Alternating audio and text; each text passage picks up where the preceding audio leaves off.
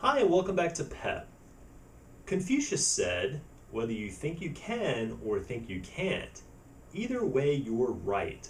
And what he was referring to is the power of beliefs. Our belief system controls our thoughts, our feelings, our actions, and ultimately our results in life. So enjoy the following video on belief systems, and when you're done, don't forget to take the validation quiz. Have a brilliant day. So today, we're going to focus on perception and how it affects our belief systems. Our belief systems are made up of our thoughts, right? Our thoughts dictate how we think about things, how we live our lives. Our belief systems set the rules and parameters or laws, so to speak, that we live by. One second.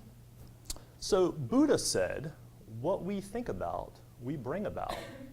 Is that true? Would anybody agree with that? What we think about, we bring about?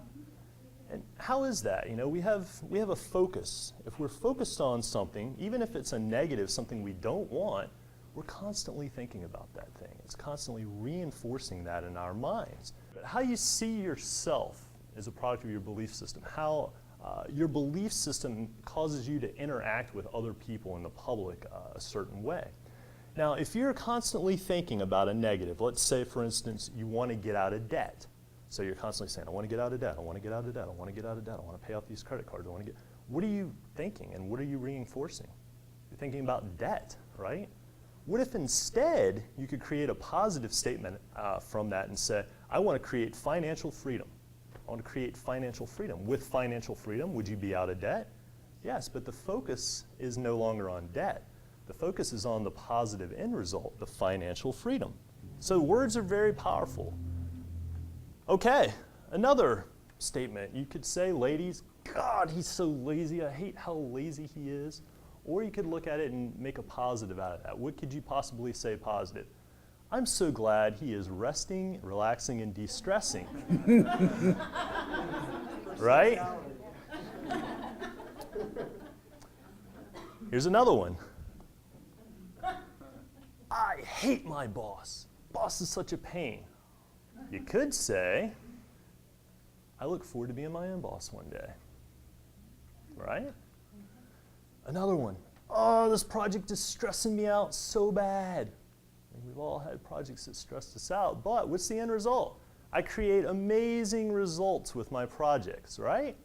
So think about that positive end result. I'm stressed about my health. I'm worried about getting sick. You could say, I experience vibrant health daily. When you're focused on the health, that end result, you tend to do things that lead up to that.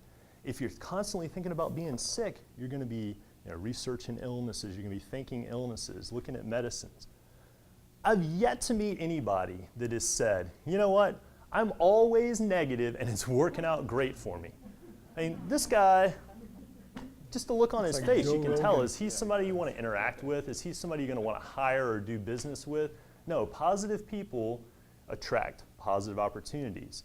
So this guy, while he's lumbering out of bed, hitting the snooze button 5 times, I can't wait to get up in the morning, So it's our belief system about things.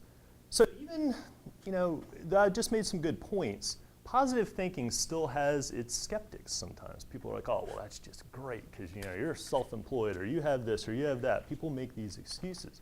So I want you to think about, and I want you to make a mental list of all the negative thoughts that you've had that have created positive results in your life.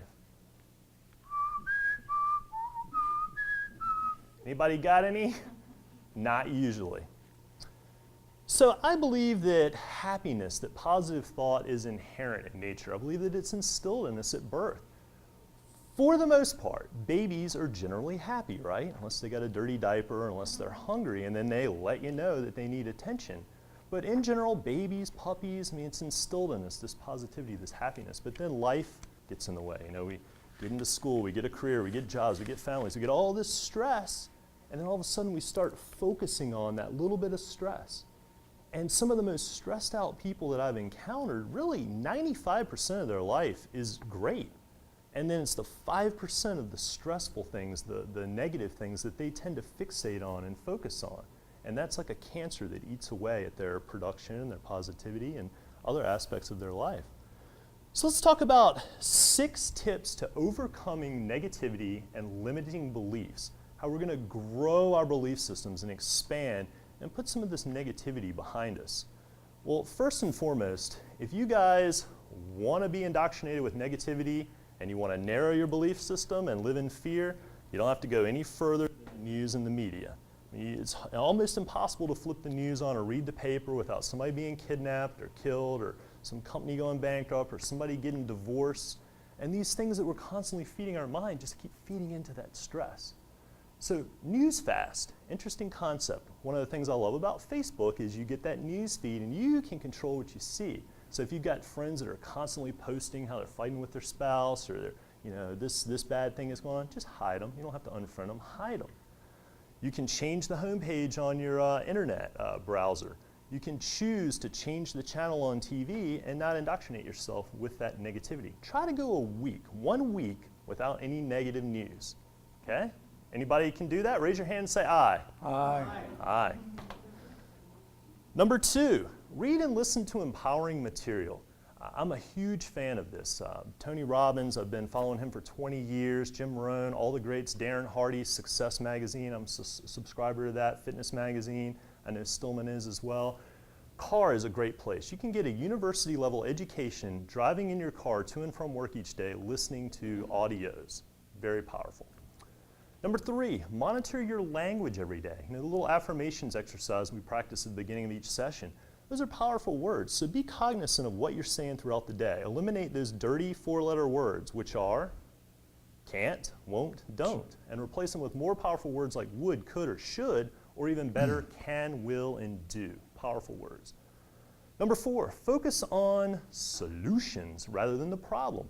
Look at it as a problem as a challenge and an opportunity for a solution. So once again, focus on that end result that you want. Number 5, limit time with negative, toxic people. We've all got them around our lives. You walk up to Bob in the grocery store, Bob, how you doing? Oh, well, the wife's, and job's horrible, and the kids are crazy, and you're like, okay, Bob, see you later, man, time to go. So, some of those people might be very close to us, and it might be difficult, but once again, limit your time with them, and when you do interact with them, try to be the alpha and try to bring some positivity to that relationship and situation. Number 6, think about what you want, not what you don't want.